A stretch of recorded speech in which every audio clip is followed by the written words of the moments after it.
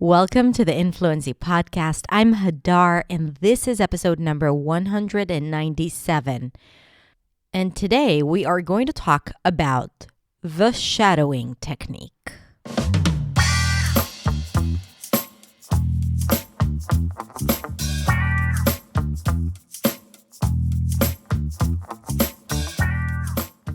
All right, everyone, how are you? I hope you're well. Today is a Friday, but you're listening to this on a Tuesday, but I'm recording this on a Friday, just so you know. And today I'm going to share with you a practice technique that I love. I think it's great. And a lot of my students love as well. And I've been getting a lot of questions on how to do it properly. Now, as I'm recording this is like before we get into the episode, I'm going to share with you a moment of reflection. I need like a special musical effect here. A moment of reflection. So I just got out of Pilates class. Yes, I do Pilates. And she did something really interesting there. There is this drill or exercise that we do every single time. Actually, the whole idea of a Pilates class that you do the same exercise again and again and again, and you kind of train your body to do it, and every time you just go deeper. And today she did something, one of the regular exercises, but she added a twist to it, which made it feel like a totally new exercise. And I thought to myself that it was really interesting. It was a lot more interesting to do it this way. And the only way I was able to do it is because my body was so used to doing the exercise, the original exercise, so that I could add it without getting overwhelmed or confused and still do it right. And because I always think about English and about our work when I do pretty much anything else in life, I was thinking about speech exercises and the things that we do, and how even though we're repeating the same drills or exercises, whether it's pronunciation, grammar, vocabulary, fluency, whatever it is that you're doing, what can we do every time to do it slightly different, just to keep it interesting? And yet the core of the drill, the core of the exercise is still there. So this is a question that I often ask myself when the team and we're creating content for our students.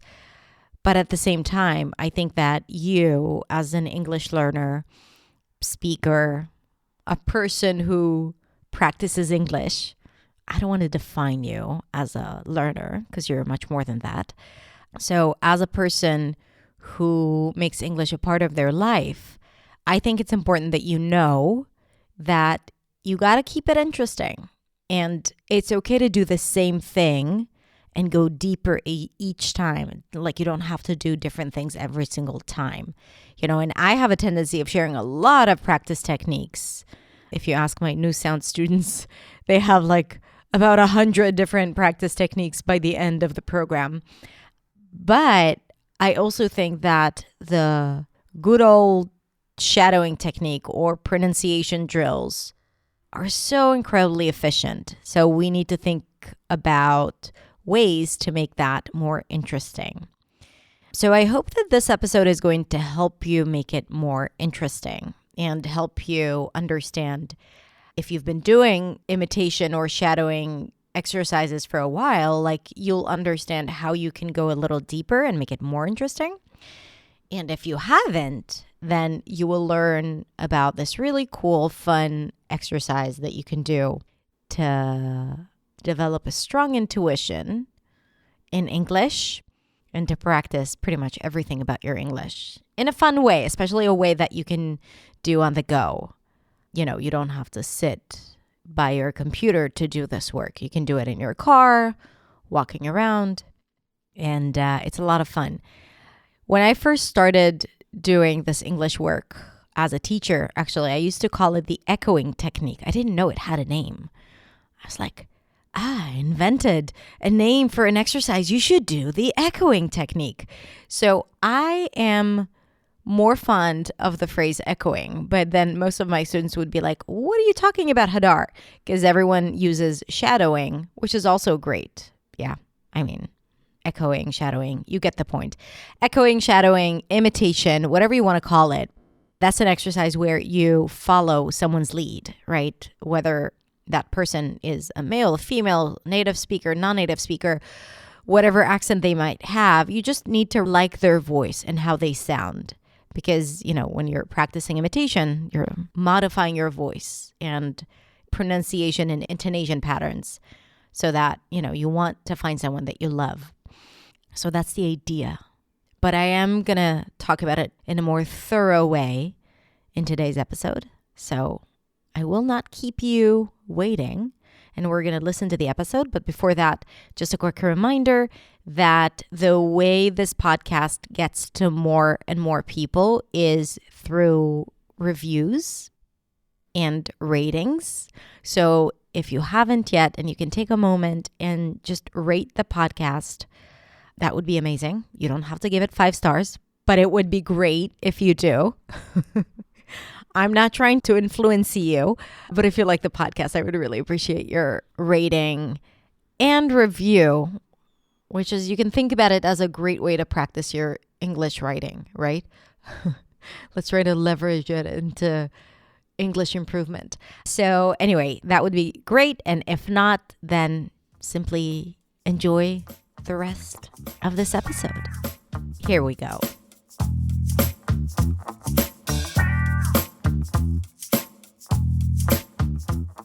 Now let's talk about the shadowing technique. The shadowing technique is basically you shadowing someone else speaking, meaning you're repeating what they are saying. Now, you can also call it the imitation exercise, or as I like to call it, the echoing exercise, where you're just like echoing what someone else is saying. Now, before we get into how to do it and how to avoid the biggest mistake, the reason why it's so good is because first, it helps you develop intuition.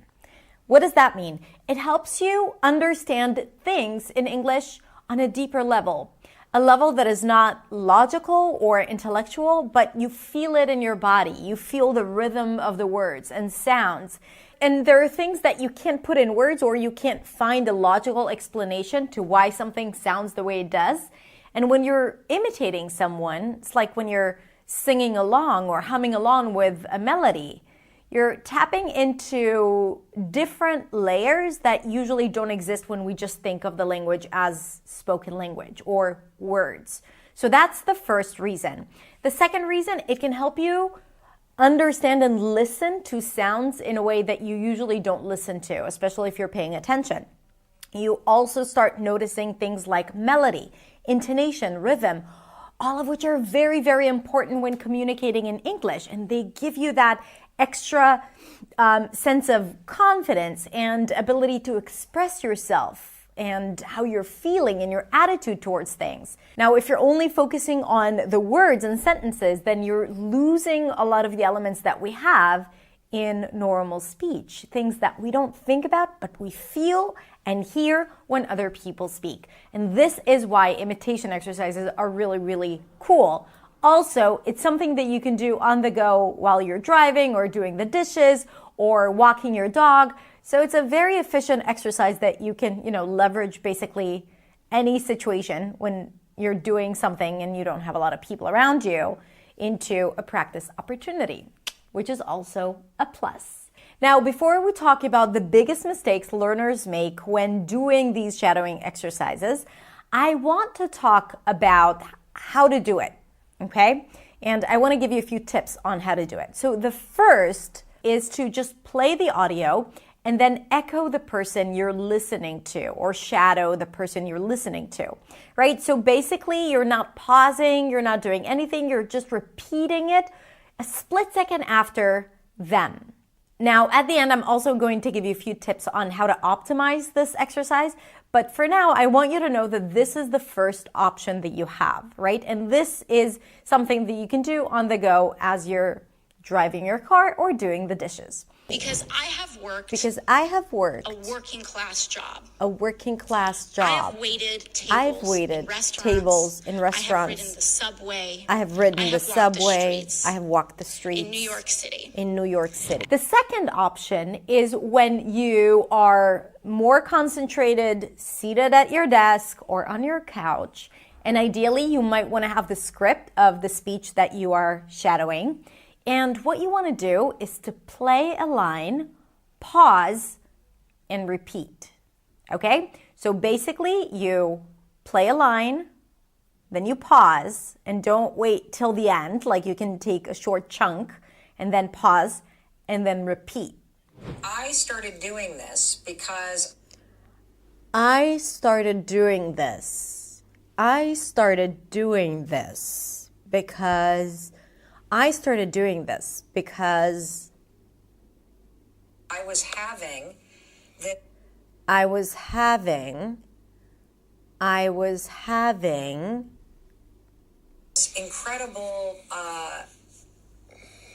this incredible response. Now, the advantage of this exercise is that you can go deeper, you can pay attention to more things because you're more focused and concentrated.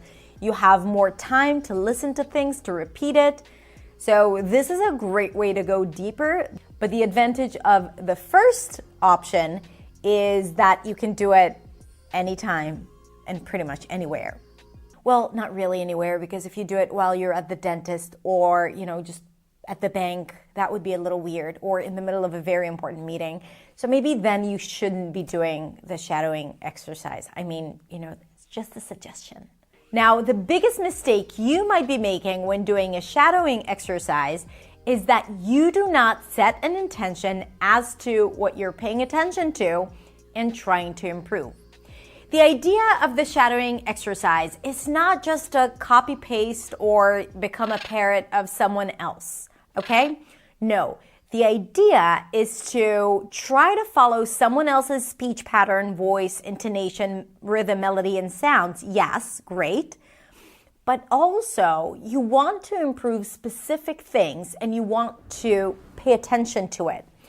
The brain filters out a lot of information as you're listening to other people and as you're speaking. When you're just repeating someone on autopilot, you're missing out a lot of information when your brain is not paying attention to specific things. So, you're just repeating it, but you might not be repeating some of the key sounds that are important to you. Or maybe you're not paying attention to that intonation shift that could be beneficial for you to use more, right? Because you filtered it out. You did not listen to it. Because you're listening to other things, you're very focused on getting the words right? Or you're, thinking of vocabulary or maybe something else. Or maybe you're doing other things and you're really not concentrated and you have no intention as to what you're trying to improve. So my biggest piece of advice would be to always set an intention as to what it is that you're trying to improve, in addition to doing the shadowing exercise and all the benefits that I've discussed at the beginning. And to that, we'll add, vocabulary and flow and connected speech and all of these great things that, are added value when you're doing these shadowing exercises. But you want to set an intention. You want to know what you're listening to and what you are trying to change. So for example, if you're working on distinguishing between the sheep-ship vowel pair, right? Then when you're listening to someone else during those imitation exercises, you want to detect every time they use either the tense E or the lax I. Or especially when they're using tricky words that could be, either or, like cheap chip or least list, right? Minimal pairs. So you want to be mindful of that, because when you're mindful of that, so for example, you say, I'm gonna listen closely to these two vowel sounds, then you will notice it. All right. When usually if you're not setting an intention, you're less likely to notice it. And then when you notice it, you're more likely to do it. And when you're focused on getting it right, that's when you start to change things. That's when you start to rewire your brain. That's how you start to get rid of old pronunciation habits or speaking habits, and you start to acquire new ones. Not that there is anything wrong about how you used to say it, but if it affects your clarity and you're self-conscious about that pronunciation, then you can shift only with intention and repetition. So paying attention to those things and making sure that you're saying them is going to significantly improve the quality of your practice. Now, it's not just about sounds. It could also be intonation patterns. So let's say you want to improve or vary your intonation patterns when speaking English. So maybe you might want to pay attention to how this person ends their sentences, whether it's going up or going down. You want to pay attention to the stressed words only and see how they're being stressed, whether they're prolonged or maybe that person raises their pitch, right? And then you want to imitate just that. Now, of course, you're imitating a whole lot of other things, new words, connected speech, different sounds, but you're paying attention to stressed words. You're paying attention to the intonation pattern at the end of sentences. This is gold because when you do, you might actually make a change in how you say things, and that change will stick if you say it enough times. Now, before we wrap up, I want to give you a few more tips on how you can optimize your shadowing practice. First, it's very important that you select a person that speaks in a voice that you like and even love, that resonates with you, that you want to master a sound similar to their sound. Why? Because if it's someone that has a voice that you don't like or that doesn't give you all these great feelings and emotions, then you might be practicing it with a slight resistance, and that is not very effective or practical. So you definitely want to find someone that you love their voice. Second, remember that you can slow down the pace. If it's really fast or if you're not paying attention to all the things, then slow it down and play it at half the speed or 75% of the speed. You can do that with podcasts. You can do it with YouTube videos. It's super easy. You just go to the settings at the bottom and then change the speed of the video or audio. And it allows you to pay attention to more things. And I have encountered this type of harassment riding the subway in New York City. Another thing, and I've mentioned it, is to make sure that you have the script ready so you can see the words in front of you. You can even put it on a Google Doc and then edit it, right? Maybe highlight words that are stressed or divide the sentences based on thought groups. So you can do a lot of things with the text. You can underline words that are more challenging. You can highlight sounds that are more challenging for you so you can pay attention to it. So working with a script is great if you have the time, if you're not driving, because, don't work with a script when you're driving. It's not very safe. Now, one more thing you can do to optimize your practice is to record yourself shadowing the person. So for example, you play the audio, you pause, you repeat, and you record the whole thing. And then you listen to the recording. I know it sounds like a lot, but again, if you do that, you will gain so much more out of it that you would actually need to practice less to get the same results. Listen to me, I know. So you play it, you repeat it, you record the whole thing, and then you listen to it and you look for the differences. Because a lot of times when you listen to something from the outside, when it's not inside your head, you notice a lot more things, okay? So recording yourself would be the last thing. And again, I want to repeat how important it is to set an intention. You can even write it down or put it on a Post-it. R's, word endings, stressed words, reductions, right? All of that good stuff that you want to pay attention to. Now, the last thing I want to add is don't be afraid of repeating the same phrase or paragraph or part of the video. You don't have to do the entire video or the entire podcast episode. No, you can take one paragraph and do it again and again and again. Now, don't try to do a lot. You can do less, but be very thorough. So you can take one paragraph and just listen to it and shadow it again and again and again and again. Quality, not quantity, my friends. Quality, not quantity. Okay, that's it. My question to you is, do you like to do the shadowing practice, right? And do you do it? Is it a part of your English practice routine? Let me know in the comments. And if you haven't yet, I invite you to join the Influency community where we practice together on video and we do a lot of shadowing techniques there. There's been a thing recently where community members have been shadowing my videos, and it's the best thing I've ever seen in my life because it's like me speaking with so many different other amazing voices, and they're doing an incredible job. So a shout out to all the Influency community members for your amazing job doing the shadowing practice. And if you're not a part of the Influency community, then what are you waiting for? Join us. I'm going to post a link to it in the description below. All right, that's it. Thank you so much for watching. Don't forget to connect with me on Instagram at hadar.accentsway and subscribe to my channel if you haven't yet. Have a beautiful, beautiful rest of the day, and I'll see you next week in the next video. Bye.